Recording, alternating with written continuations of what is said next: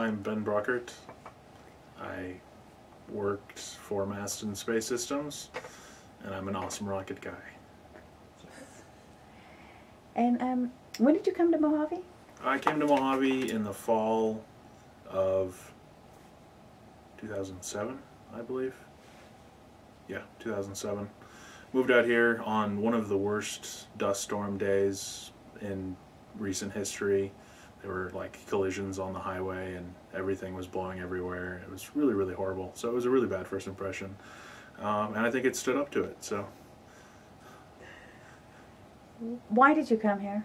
Well, I was going to Iowa State for computer engineering. I would go for like a semester and then I'd work for like 3 semesters to pay it off, which meant that it was taking basically forever. People would ask me when I was going to graduate and I'd say, I don't know, 2020. And so I kind of got bored of doing that. So I decided, you know, I might as well go see if I can get a job working at one of these companies.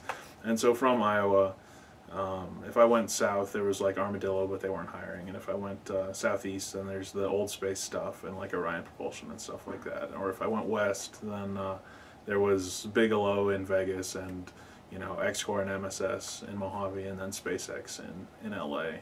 And so I figured that was the highest density, so I'd go west.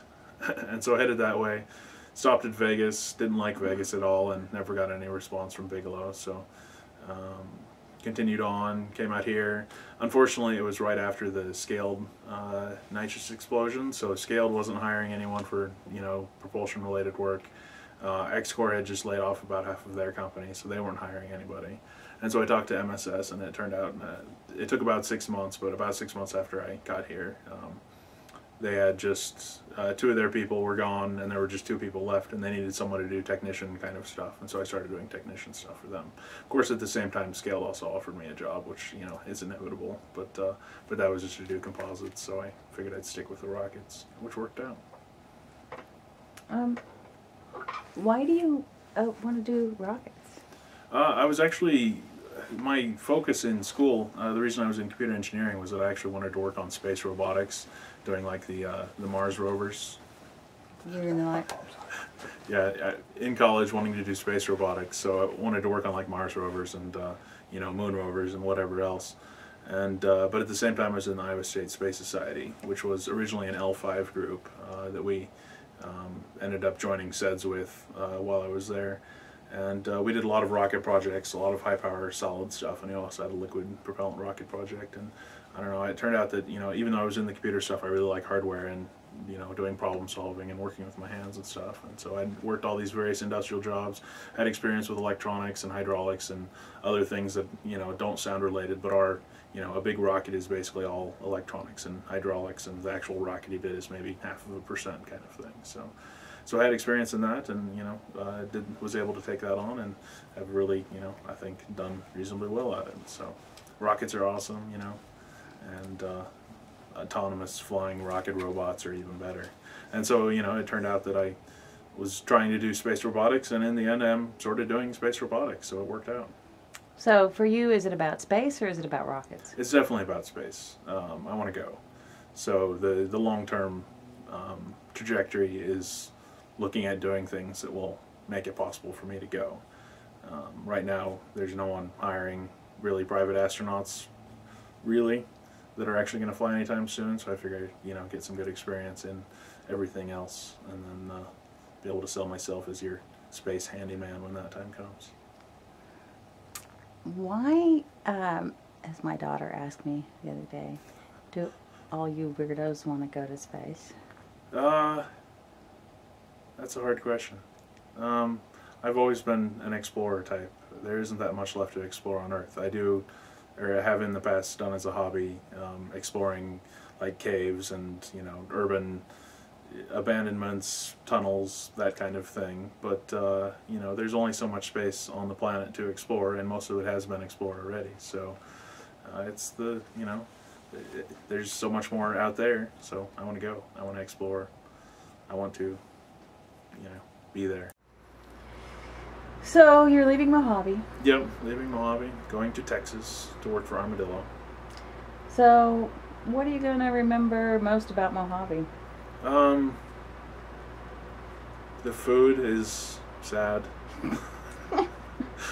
Uh, I didn't really. I should have taken more advantage of some of the Mojave opportunities. Like there's a flight school up in Tehachapi that's a fairly world famous glider school, which is apparently really good. And I should have taken flight lessons from Dick Rutan while I was here. But I'll miss the the sort of aerospace test center aspect of it being, as they say, and it's an air show every day, and all kinds of crazy stuff flying around all the time.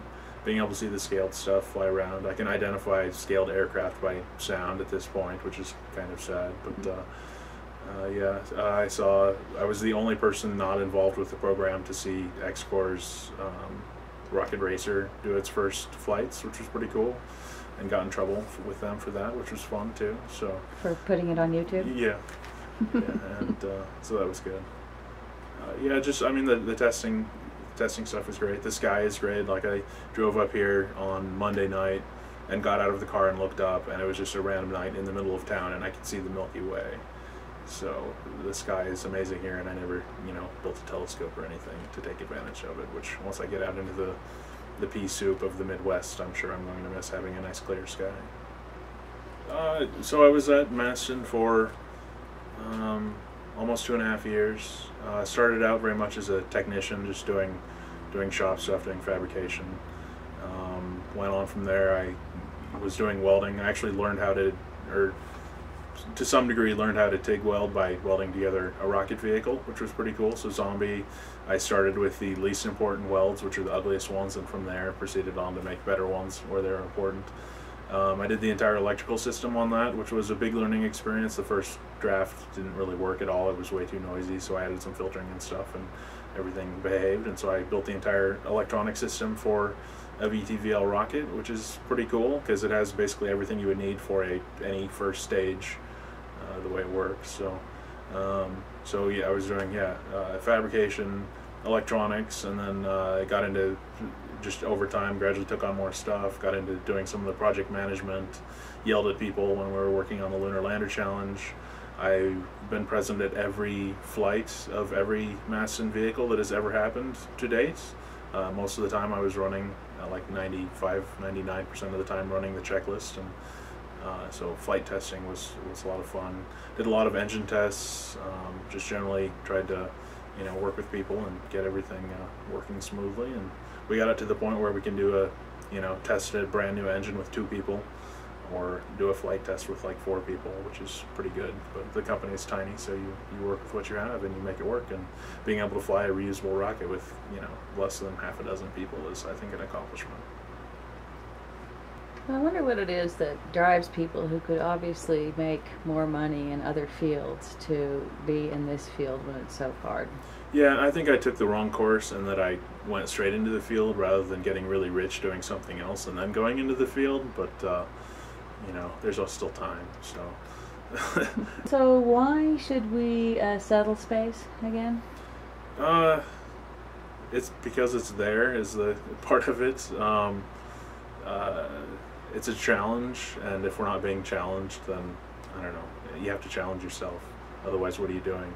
Everyone could just live their life and never accomplish anything, but then what's the point of living your life? I mean, if at the end of your life the world and the universe isn't any different than what it started, then why were you there? What was the point? But there's the classic stuff like the safety net kind of thought. If Earth got hit by a meteorite, it'd be kind of handy if there was a copy of Wikipedia somewhere else. But yeah, and just there's a lot more. There's stuff there. Go take advantage of the stuff there. Our planet is really fairly amazing, and our solar system has all these variety of life and everything. And if we can get the resources to have humanity, and without stripping down mountains and poisoning the ocean, then let's go do it out there. There's going to be some people who are going to cry when you destroy a meteor, but not very many. So. When do you think you'll make it to space? My objective is, by the time I'm 40, to have either spent a significant amount of time in space or on my own island. So I'm hoping that I'll get the space thing, but I'm also looking for islands. So. You just want to be alone? No, I just, owning an island seems like a reasonable target in terms of, you're fairly well off, you're doing well, but I don't know. but getting in space is the primary goal. The island is the backup. Would you go to space even if it was just sort of cramped quarters and hard work and Yeah, low pay? I mean, there's plenty of cramped quarters and hard work and low pay on Earth, so I've never shied away from that. I worked for years doing assembly line stuff, and then I spent about a year doing junk mail, basically. Like if you ever gotten a product sample in the mail, there was someone standing there putting all of those things on a rapidly moving conveyor belt and getting it all wrapped. And so I've done that. I've done the crappy jobs, so I don't have any problem. If I can, have a view once a month, that's pretty cool. Okay. But I'll take a one-way trip. I think a lot of people will take a one-way trip. Okay. Can I use this for whatever the heck I want as long as it advances the purpose of the spacefaring species? Yeah, sure. Thanks. Yeah. Okay. Do you want me to say that or just? Yeah, you did. Okay. No one will ever see it. Oh, you never know.